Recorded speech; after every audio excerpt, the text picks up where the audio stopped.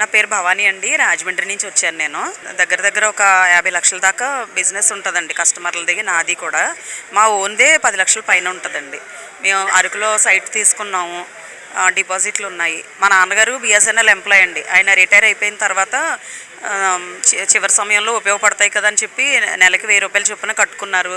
మిగిలినవి కూడా ఉన్నాయి. కరెక్ట్గా అది మెచ్యూరిటీ అయిపోయిందండి. అది 5 సంవత్సరాల ప్లాన్.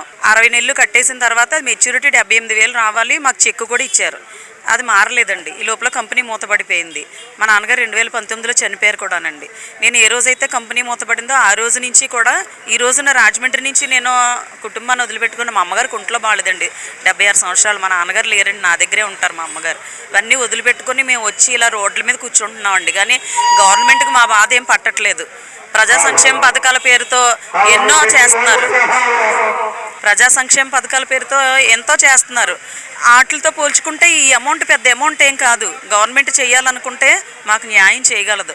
కాబట్టి గవర్నమెంట్కి మేము విజ్ఞప్తి చేస్తున్నామండి.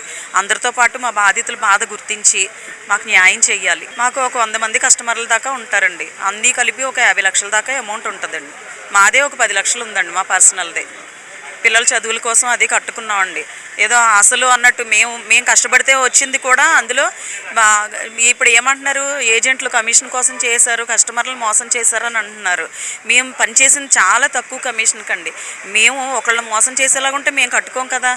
కంపెనీ వాళ్ళ మాటలు నమ్మి మేము కట్టాము. అదేవిధంగా మాకు కావాల్సిన వాళ్ళతోనే కట్టించాము అందరితో.